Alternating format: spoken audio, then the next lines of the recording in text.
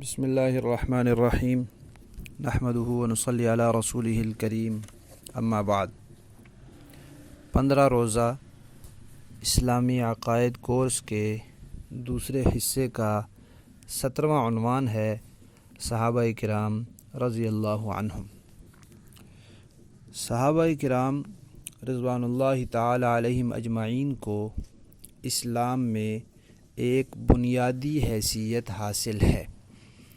اللہ تبارک و تعالی نے جیسے نبی کریم صلی اللہ علیہ وسلم کے قلب اطہر کو قرآن کے نزول کے لیے منتخب فرمایا، ایسے زبان نبوت سے پڑھے ہوئے قرآن کو سننے کے لیے صحابہ کرام کے کانوں کو منتخب فرمایا، اور اس پر عمل کے لیے اور امت کے لیے پہلا نمونہ بنانے کی خاطر صحابہ کرام کو اللہ تعالیٰ نے خود منتخب فرمایا۔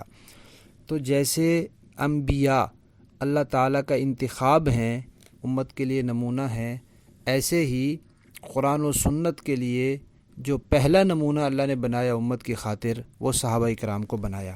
تو اس لیے ہمارا یہ عقیدہ ہے کہ نبی کریم صلی اللہ علیہ وسلم کے تمام صحابہ کرام یہ اللہ تعالیٰ کا انتخاب ہیں۔ ان کے اندر کوئی عیب نکالنا یا ان پر اعتراض کرنا، یہ اللہ تعالیٰ کے انتخاب پر اعتراض ہے۔ دوسری بات یہ ہے کہ اللہ تبارک و تعالیٰ نے جب یہ اعلان قرآن پاک میں جگہ جگہ فرما دیا کہ اللہ تعالیٰ ان سے راضی ہیں اور وہ اللہ تعالیٰ سے راضی ہیں، تو پھر اس کے بعد کوئی بات باقی نہیں بچی، اس لیے کہ انسان دنیا میں آیا ہے تاکہ اپنے عقائد، اعمال، اخلاق ٹھیک کرے اور اللہ تعالیٰ کو راضی کرے، تاکہ دنیا سے جائے تو اللہ تعالیٰ اس سے راضی ہوں۔ ساری زندگی کی دوڑ دھوپ کا مقصد اللہ تعالیٰ کی رضا ہے، اور وہ رضا صحابہ کرام کو حاصل ہو چکی ہے۔ ہمارا کوئی پتہ نہیں کہ ہمیں اللہ کی رضا حاصل ہے یا نہیں ہے، لیکن صحابہ کے بارے میں قرآن نے کہہ دیا کہ ان کو اللہ کی رضا حاصل ہے۔ تو ایسے لوگ جن کے بارے میں پتہ ہی نہیں کہ ان کو رضا حاصل ہوگی یا نہیں ہوگی، ان کے بارے میں کیسے زبان درازی کر سکتے ہیں یا انگلی اٹھا سکتے ہیں، جن کو اللہ تعالیٰ نے اپنی رضا کی سند دے دی ہے اور قرآن میں اس کو بیان کر دیا ہے۔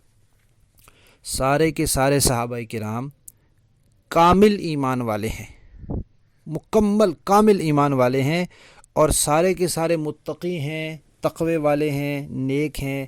سارے کے سارے صحابہ عادل ہیں، عدالت والے ہیں۔ یعنی ایک مومن، عام مسلمان جو ہوتا ہے وہ عادل بھی ہو سکتا ہے، فاسق بھی ہو سکتا ہے۔ اگر وہ گناہوں سے بچتا ہے تو عادل ہے، فرائض واجبات کا اہتمام کرتا ہے اور حرام مکروہات سے بچتا ہے تو عادل ہے۔ اگر وہ نہیں کرتا تو وہ عادل نہیں کہلاتا۔ لیکن صحابہ کرام جو ہیں وہ سارے کے سارے عادل ہیں۔ تو یہ تین جماعتیں ہیں، جیسے نمبر 1 انبیاء، نمبر 2 صحابہ، نمبر 3 فرشتے۔ انبیاء سارے اچھے ہیں، صحابہ بھی سارے ہی اچھے ہیں، اور فرشتے بھی سارے ہی اچھے ہیں۔ یہ تین جماعتیں ہیں جن کی کسی فرد پر کوئی انگلی نہیں اٹھائی جا سکتی۔ سارے صحابہ راشد ہیں اور پکے ٹھکے جنتی ہیں۔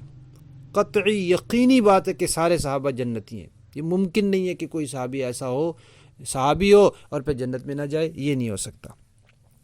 اسی طرح ہمارا یہ عقیدہ ہے کہ صحابہ کرام آخرت کے ہر قسم کے عذاب سے بالکل محفوظ ہیں۔ آخرت میں کسی صحابی کو کسی قسم کا کوئی عذاب نہیں ہوگا۔ باقی امت میں ہمارے لیے کوئی ضمانت نہیں ہے کہ عذاب ہو یا نہ ہو۔ اللہ تعالیٰ ممکن ہے کہ ہمارے گناہوں کی وجہ سے میں عذاب دیں، ممکن ہے اپنے فضل کی وجہ سے معاف فرما دیں، لیکن صحابہ کرام کو اللہ تعالیٰ نے اپنے آخرت کے عذاب سے محفوظ رکھا ہوا۔ اس لیے ہم کہتے ہیں انبیاء معصوم ہیں، ان سے گناہ ہی نہیں ہوتا، اور صحابہ محفوظ ہیں، ان کو آخرت میں کسی قسم کا کوئی عذاب نہیں ہوگا۔ دنیا میں کوئی غلطی ان سے ہو سکتی ہے، ممکن ہے صحابہ کرام سے کوئی غلطی ہوئی ہو، کوئی گناہ ہو گیا ہو، لیکن اللہ تبارک و تعالیٰ ان کو سچی توبہ کی توفیق دیتے ہیں۔ جب وہ دنیا سے جاتے ہیں تو پھر پاک صاف جاتے ہیں۔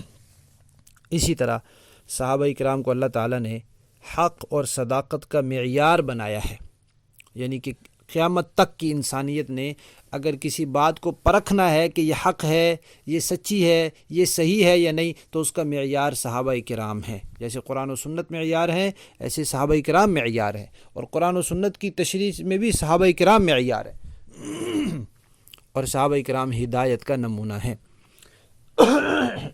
کہ اگر کسی نے ہدایت پر چلنا ہے تو نمونے کے لیے صحابہ کرام ہیں۔ لہذا کسی کو صحابہ کرام پر تنقید کا حق نہیں ہے، کوئی صحابہ کرام پر انگلی نہیں اٹھا سکتا، کسی کو اللہ تعالیٰ نے یہ اجازت نہیں دی کہ وہ صحابہ کرام پر انگلی اٹھائے۔ اگر کوئی اٹھاتا ہے تو وہ اپنی حدود سے بڑھ رہا ہے، اپنے دائرے سے باہر نکل رہا ہے، ایک ناجائز اور حرام کام کر رہا ہے۔ صحابہ کرام کو اللہ تعالیٰ نے آپس میں مرتبے دیے ہیں، جیسے انبیاء کے مرتبے ہیں، صحابہ کرام کے بھی مرتبے ہیں۔ صحابہ کرام میں جو بیعت رضوان والے ہیں، صلح حدیبیہ والے، وہ باقی صحابہ سے افضل ہیں۔ پھر ان میں جو بدر والے لوگ ہیں وہ ان سے بھی ان میں وہ زیادہ افضل ہیں، اور پھر ان میں جو مہاجر ہیں وہ ان سے بھی زیادہ افضل ہیں، کیونکہ بدر میں مہاجر بھی تھے، انصار بھی تھے۔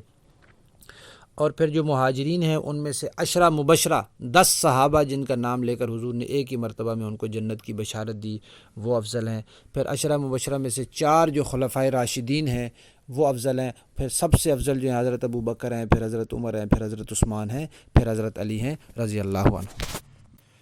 تو حضرت ابو بکر کے سب سے افضل ہونے پر امت کا اجماع ہے، اور حضرت ابو بکر کی صحابیت تو قرآن سے ثابت ہے، اس لیے کوئی اگر حضرت ابو بکر کے صحابی ہونے کا انکار کرتا ہے تو وہ مسلمان نہیں رہتا، کیونکہ پھر یہ قرآن کا انکار ہے۔ اور ایک اہم بات یہ ہے کہ صحابہ کرام میں بھی آپس میں اختلافات رہے ہیں، جیسے اور انسانوں میں ہوتے ہیں، بعض انبیاء میں بھی آپس میں اختلاف رہے ہیں، قرآن میں اس کا تذکرہ ہے۔ تو صحابہ کرام کے بھی آپس میں اختلافات رہے ہیں، لیکن وہ اختلافات کیسے تھے؟ سیاسی اختلافات، انتظامی اختلافات اور فقہی مسائل کے، شرعی مسائل کے اختلافات تھے۔ حق اور باطل کے اختلاف نہیں تھے کہ ایک حق پر ہو اور دوسرا باطل پر ہو، ایسے نہیں ہے۔ اجتہادی اختلافات تھے کہ کوئی مسئلہ تھا جو ان کے لیے واضح نہیں تھا، تو اس میں ایک طرف کے لوگوں نے ایک رائے قائم کی، دوسرے طرف کے لوگوں نے دوسری رائے قائم کی۔ تو اجتہادی اختلاف بھی تھے، سیاسی انتظامی اختلافات بھی تھے، لیکن حق اور باطل کے اختلاف نہیں تھے۔ ایسا کوئی اختلاف صحابہ کرام میں نہیں تھا کہ ایک طرف کے لوگوں کو حق پر اور دوسری طرف کے لوگوں کو باطل، یا ایک طرف کے لوگوں کو صحیح اور دوسری طرف کے لوگوں کو غلط کہا جا سکے۔ غلط نہیں کہا جا سکتا، ہاں یہ کہا جا سکتا ہے کہ ایک طرف کے لوگ جو تھے وہ ان کا اجتہاد صحیح تھا اور دوسرے لوگوں سے اجتہادی خطا ہو گئی۔ اجتہادی خطا ہو سکتی ہے، نبی سے بھی ہو سکتی ہے، صحابی سے بھی ہو سکتی ہے، اس سے کوئی صحابی کی شان میں کمی نہیں آتی، جیسے اسے نبی کی شان میں کمی نہیں آتی۔ لیکن غلطی نہیں کہہ سکتے کہ غلط تھے وہ یا باطل تھے وہ، یہ نہیں کہہ سکتے۔ جیسے مشہور اختلاف ہوا حضرت علی رضی اللہ تعالیٰ عنہ اور حضرت سیدنا امیر معاویہ رضی اللہ تعالیٰ عنہ کا آپس میں ایک بڑا اختلاف ہوا اور رہا، اور پھر حضرت علی رضی اللہ تعالیٰ عنہ کے بیٹے جو تھے حضرت حسن، ان کے زمانے میں پھر وہ ختم ہو گیا۔ تو اس اختلاف کو اجتہادی اختلاف کہتے ہیں۔ بہت سی نبی کریم صلی اللہ علیہ وسلم کی احادیث اور روایات کی روشنی میں اہل سنت والجماعت کا 1400 سال میں یہی موقف رہا ہے کہ اس اجتہاد میں حضرت علی رضی اللہ تعالیٰ عنہ کی رائے زیادہ درست تھی، اور حضرت امیر معاویہ رضی اللہ تعالیٰ عنہ سے اجتہادی خطا ہو گئی۔ اجتہادی خطا کا کیا مطلب ہوتا ہے؟ ان کو بھی ایک نیکی مل گئی۔ اجتہادی خطا پہ نیکی ملتی ہے۔ نبی کریم صلی اللہ علیہ وسلم کا ارشاد ہے کہ جو مجتہد ہوتا ہے، اجتہاد کا اہل ہوتا ہے، وہ جب اپنی کوشش لگا کے اجتہاد کر دیتا ہے، اگر اس کو غلطی ہے تو انسان، اگر اس کو غلطی لگ جائے تو اس کو بھی اللہ تعالیٰ ایک نیکی دیتے ہیں۔ تو جس کام پر اللہ تعالیٰ اس کو نیکی دے رہے ہیں، اس کام پر ہم کسی کو پرتان و تشنیع تو نہیں کر سکتے، ہمارے لیے نہیں جائز کہ ہم اس پرتان و تشنیع کریں۔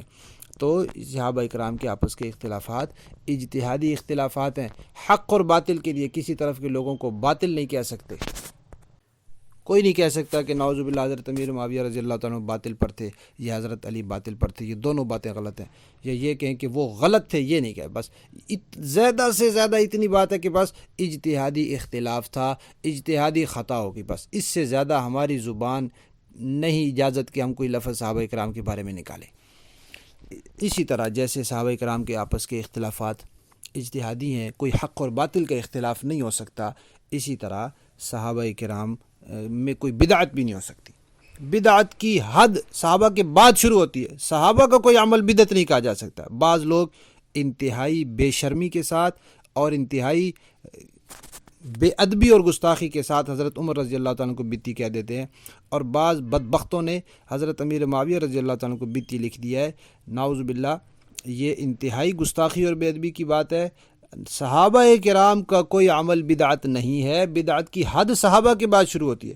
جب حضور نے صحابہ کو نمونہ بنایا ہے، اللہ تعالیٰ نے صحابہ کو نمونہ بنایا ہے اور صحابہ کے ایمان جیسے ایمان والوں کو ہدایت پر قرار دیا ہے، تو پھر بدعت کہاں سے آ گئی؟ پھر تو نعوذ باللہ یوں کہو کہ اللہ تعالیٰ نے بدعت کو نمونہ بنا دی. اگر صحابہ سے بدعت ہو سکتی ہے تو پھر گویا یہ اللہ تعالیٰ پر اور حضور پر الزام ہے کہ اللہ تعالیٰ کہہ رہے ہیں کہ نعوذ باللہ ان بدعتیوں جیسا ایمان لاؤ تو قابل قبول ہے، اور نعوذ باللہ حضور کہہ رہے ہیں کہ ان بدعتیوں پر چلو تو وہ میری سنت پر چلنے جیسا ہے. تو یہ اگر کوئی صحابہ کو بدعتی کہتا ہے تو وہ اللہ تعالیٰ اور نبی کریم صلی اللہ علیہ وسلم پر اعتراض کرتا ہے. ایسے بدبخت کو اپنے ایمان کی فکر کرنی چاہیے. سورہ انفال کی آیت نمبر 47 میں ہے اولئک هم المؤمنون حقا، وہ پکے ٹھکے مومن ہیں. اور بہت جگہ قرآن پاک میں ہے. سورہ توبہ کی آیت نمبر 100 میں بھی ہے رضی اللہ عنہم ورضوا عنہ، اللہ ان سے راضی ہو گئے، وہ اللہ سے راضی. اور سورہ حدید کی آیت نمبر 10 میں ہے وَكُلًّا وَعَدَ اللَّهُ الْحُسْنَى، ان سب سے اللہ نے بھلائی اور اچھائی کا وعدہ کر لیا ہے. اور سورہ بقرہ کی آیت نمبر 137 میں اللہ تعالیٰ فرماتے ہیں فَإِنْ آمَنُوا بِمِثْلِ مَا آمَنْتُمْ بِهِ فَقَدِ اهْتَدَوْا، صحابہ کرام جیسا ایمان لاؤ تو پھر، یعنی کہ جن چیزوں پر وہ ایمان لے ان پر تم بھی لاؤ. یعنی جتنی ان کی ایمان کی طاقت تھی اتنی تو نہیں ہو سکتی ہماری، لیکن جن چیزوں پر وہ ایمان لائیں یا تم بھی لاؤ تو تم کامیاب ہوگے، ورنہ نہیں. اور مجمع الزوائد میں روایت ہے آپ صلی اللہ علیہ وسلم نے فرمایا کہ اللہ تعالیٰ نے میرے صحابہ کو خود منتخب فرمایا ہے. اور مسلم شریف میں روایت ہے آپ نے فرمایا کہ میرے صحابہ میں سے کسی کو برا نہ کہو، کسی کے بارے میں کوئی نازیبا نامناسب لفظ نہ کہو. اور ترمذی میں تو آپ نے فرمایا جو ہم جمعے میں سنتے رہتے ہیں اللہ اللہ فی اصحابی، میرے صحابہ کے بارے میں اللہ سے ڈرنا، اللہ سے ڈرنا. اور ایک مصنف عبد الرزاق کی روایت ہے آپ صلی اللہ علیہ وسلم نے فرمایا اکرموا اصحابی، میرے صحابہ کا اکرام کرو اس لیے کہ وہ تم میں سب سے بہتر ہیں. تو پوری امت میں سب سے بہتر، بلکہ انبیاء کے بعد پوری دنیا میں جو سب سے بہتر ہیں وہ صحابہ کرام ہیں.